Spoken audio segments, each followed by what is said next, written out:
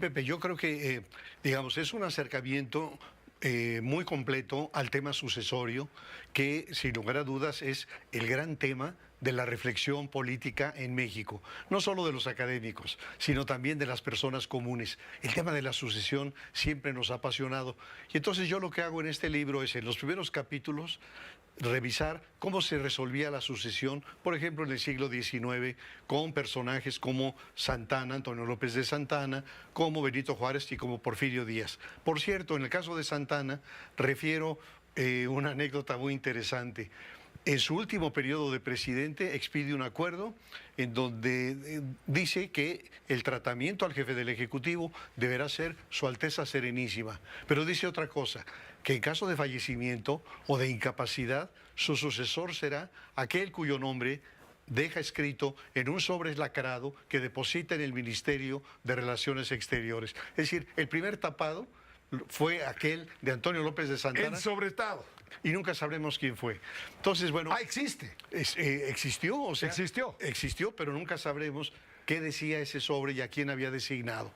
Luego analizo la sucesión presidencial en clave priista, cómo el jefe del Ejecutivo priista definía a su sucesor. Esto, desde luego, una anomalía histórica, porque, por Dios, era regresarnos a los tiempos de los Césares de Roma. Y analizo cuáles eran los factores que definían eso. La continuidad del proyecto, su paso a la historia, la preservación de la gobernabilidad, etc. Y finalmente entro al tema de esta sucesión. Y no solamente analizo el por qué es Claudia la que escogió López Obrador. ¿Por qué? Sino, mira, la escoge porque no tiene capital político propio. Es decir, porque todo el capital de Claudia es el capital de López Obrador. La escoge porque es la más leal y es la que le va a garantizar la continuidad de su proyecto. Pero yo lo que te diría es de que es bastante notorio que la intervención tanto del director Manuel Bartlett, de los funcionarios de la CFE y del presidente, hicieron literalmente unas maromas lingüísticas para no decir las palabras apagones. Fue prácticamente de pasada una hora cuando una de las reporteras dijo lo que para todos era evidente: estas interrupciones de suministro, estos cortes rotativos, no son otra cosa más que los apagones. Y México no es un país bananero, literalmente, pueden ser muy bonitos, pero no son, México es la economía número 15 del mundo. México tiene justamente, si quiere capturar unas oportunidades del nearshoring, si quiere literalmente mantener las luces prendidas ahora que estuvo la ola de calor y que nos llevó a lugares con sensaciones térmicas arriba de los 51 grados, tiene que hacer estas inversiones o bien permitir que alguien más las haga. Hoy vemos el lado. ¿Cuánto le falta invertir al gobierno para evitar que esto siga ocurriendo? Tú nos decías la vez pasada que en este momento vamos a tardar por lo menos 4 años en garantizar un abasto suficiente de reserva de energía eléctrica para evitar apagones.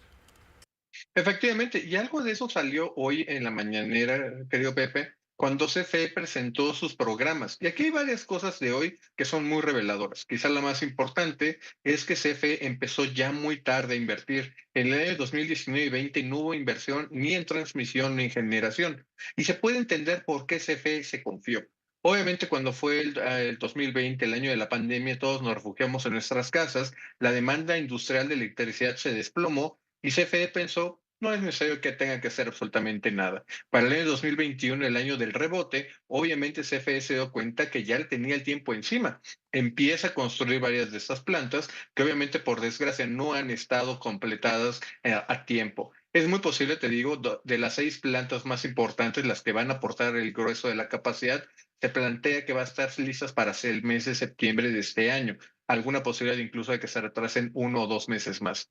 Obviamente significa de que para lo que es el verano, los meses de junio, julio y agosto, seguimos expuestos a que venga otra ola de calor. Y muy probablemente, Pepe, te lo puedo asegurar, tengamos otro corte rotativo, para no llamarlos apagones. No, nosotros creemos que el evento del próximo domingo va a transcurrir con normalidad. Tal parece que se quiere crear, y hay elementos, pues sí, para pensar que puede haber alguna tensión entre los maestros y nuestra movilización. Pero los maestros no han expresado nada contra nuestra movilización. Son alrededor de 800 trabajadores de la educación que están ahí plantados en el Zócalo. El Zócalo es una plancha gigantesca, Pepe, donde perfectamente los 200, 300 o más miles de personas que vayamos podemos convivir con este segmento de trabajadores que está protestando no contra nosotros, sino que está protestando contra el presidente de la República y contra el gobierno actual. Entonces, no es un asunto de rijosidad con nuestra marcha, sino de exigencia de sus derechos al gobierno de la República. Por lo tanto, creo yo que este mismo gobierno debería de ser quien haga las gestiones necesarias para que se conviva entre los que estemos ahí. Si es que ellos deciden mantenerse, pudieran también moverse hacia algún lugar y luego regresar a la plaza cuando nosotros la desalojemos. O lo mejor sería que les resolvieran sus solicitudes antes de la movilización y todo el mundo esté satisfecho, pero nosotros no tenemos plan B, como bien se dice. Vamos a ir a la movilización, vamos a dar nuestro apoyo a Xóchitl Gálvez y a Santiago Taboada. Va a ser de manera pacífica como siempre, no hay riesgo alguno de violencia, no debería de crearse este clima de tensión que intentaría entonces evitar que los ciudadanos que han participado de manera pacífica y voluntaria, que han ido con su pie, que son gente de clase medias, también clases populares, clases medias altas, que lo han hecho con sus familias, caminando con sus hijos, con sus abuelos, lo vuelvan a hacer. Guadalupe, ¿no ven ustedes detrás de esto un plan perverso de Palacio Nacional para deslucir la concentración de la Marea Rosa? Pues mira, yo igual soy a veces muy mal pensado, ya ves que estando tanto tiempo en estas cosas, uno mira ciertas cosas, pero yo quisiera pensar que los maestros están haciendo esta movilización en su legítimo derecho. Exactamente ayer fue el Día del Maestro y estas movilizaciones son regulares en estos tiempos.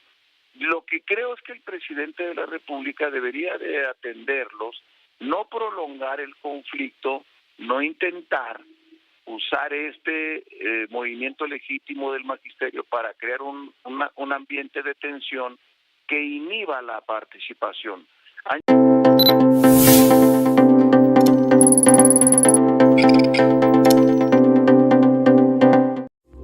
Esta fue una producción de Grupo Fórmula. Encuentra más contenido como este en radioformula.mx.